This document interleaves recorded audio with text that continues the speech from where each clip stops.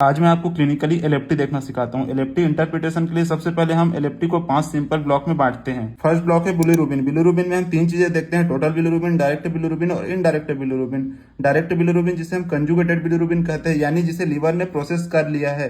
Unconjugated bilirubin यानी indirect, जिसे liver ने अभी तक प्रोसेस नहीं किया है। इसका नॉर्मल रेंज तो आपको पता ही है, 0.1 से 0.3 और इनडायरेक्ट नॉर्मल रेंज है 0.2 से 0.8। इसमें हमें ध्यान में ये रखना है कि यदि इनडायरेक्ट बिलिरुबिन बढ़ा है तो वह प्री हेपेटिक प्रॉब्लम के अंतर्गत है, यदि डायरेक्ट बिलिरुबिन बढ़ा है तो वह पोस्ट हेपेटिक प्रॉब्लम के अंतर्गत है। इसमें हम ध्यान रखेंगे कि यदि डायरेक्ट बिलिरुबिन बढ़ा है तो वह किसी ऑब्स्ट्रक्शन के कारण, हिपेटाइटिस के कारण या कोलेस्टाइटिस के कारण बढ़ा हो सकता है। यदि इनडायरेक्ट बिलिरुबिन बढ़ा है तो किसी हीमोलिसिस के कारण या क्लिपर्ट सिंड्रोम में बढ़ा मिलता है। सेकंड ब्लॉक में हम लीवर की हिपेटोसेलुलर इंटेग्रिटी देखेंगे। इसमें मेनली 2 चीजें आते हैं, एसजीपीटी और एसजीओटी, यानी एएलटी और एएसटी। एएलटी में एल से आप याद रखेंगे लीवर, यानी जो लीवर के ज्यादा स्पेसिफिक है।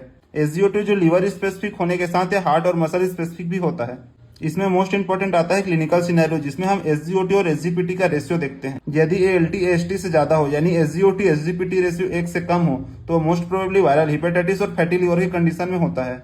यदि एएसटी एएलटी से ज्यादा हो, यानी एसजीओटी एसजीपीटी रेशियो 1 से ज्यादा हो, तो most probably alcoholic liver disease में देखने को मिलता है। बट यदि इसका इंडिविजुअल रेशियो 1000 से ज्यादा हो तो वह एक्यूट सीवियर हेपेटाइटिस में देखने को मिलता है। थर्ड ब्लॉक में हम देखेंगे एल्कलाइन फॉस्फेट्स और जीजीटी। एल्कलाइन फॉस्फेट किसी भी प्रकार का ऑब्स्ट्रक्शन बताता है जो बिलियरी या बोन रिलेटेड हो सकता है। जीजीटी जो लीवर स्पेसिफिक होती है, यदि इसका रेंज 2 गुना से ज्यादा बढ़ जाए तभी हम इसे सिग्निफिकेंट मानते हैं। यदि इंडिविजुअल एल्कलाइन फॉस्फेट बढ़ा हुआ होता है तो मोस्ट प्रोबेबली वो बोन प्रॉब्लम की वजह से, एंड एल्कलाइन फॉस्फेट के साथ यदि जीजीटी बढ़ा हुआ होता है तो मोस्ट प्रोबेबली वो लिवर बिलियरी ऑब्स्ट्रक्शन के कारण होती है। बट यदि जीजीटी बढ़ा हुआ होता है और एल्कलाइन फॉस्फेट भी बढ़ा हुआ होता है किंतु जीजीटी का रेशियो ज्यादा हो, तो वह मोस्ट प्रोबेबली अल्कोहल कंजम्पशन की वजह से होता है, जिसे हम एक्यूट लिवर डिजीज के अंतर्गत देखते हैं। एंड फोर्थ ब्लॉक में हम देखते हैं एल्बुमिन और पीटीआईएनआर। एल्बुमिन सिग्निफिकेंट होता है क्रोनिक लिवर डिजीज में और पीटीआईएनआर सिग्निफिकेंट होता है कोआगुलेशन फैक्टर सिंथेसिस में। यदि एल्बुमिन का रेंज कम हो जाए तो वह सिरोसिस, क्रोनिक हेपेटाइटिस की कंडीशन में, यदि पीटीआईएनआर का रेंज बढ़ जाए तो सीवियर सिंथेटिक फेलियर में देखने को मिलता है। एंड 5वें ब्लॉक में हम अमोनिया देखेंगे, जो रेयरली रिवल फेलियर की कंडीशन में बढ़ा देखने को मिलता है। इसका समरी हम इस प्रकार से देख सकते हैं, यदि इनडायरेक्ट बिलिरुबिन बढ़ा हुआ है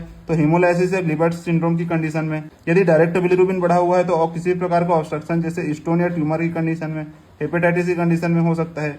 एएलटी एएसटी से ज्यादा हो, दोनों बढ़ा हुआ हो तो वायरल हिपेटाइटिस की कंडीशन में, जिसका रेशियो 1 से कम होता है।